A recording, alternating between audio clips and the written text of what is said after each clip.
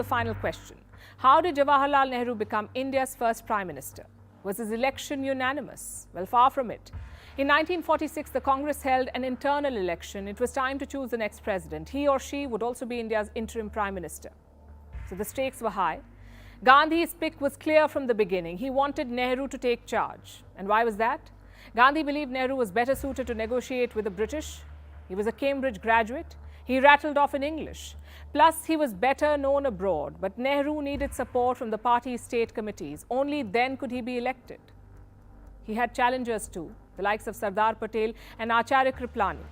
Do you know what the results were?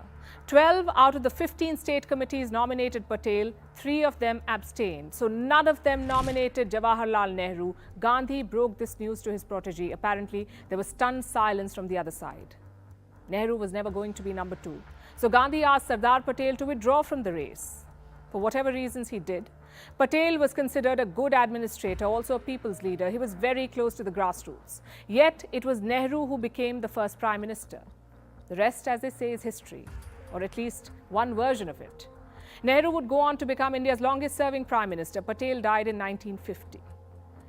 The idea behind this episode is a bit complicated, but the gist is this.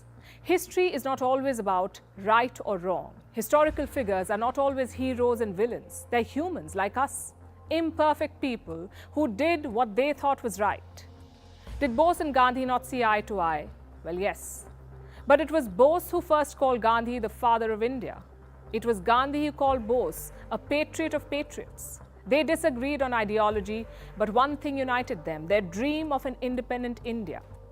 We often forget that our freedom fighters were also politicians. They were ambitious. They looked out for their career, and sometimes they sabotaged each other.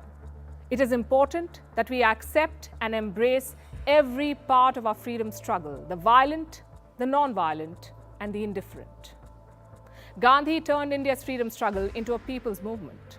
He took independence to every Indian village. At the same time, he alienated people like Bose. He worked to undermine his position in the party. We need to accept that both things are true.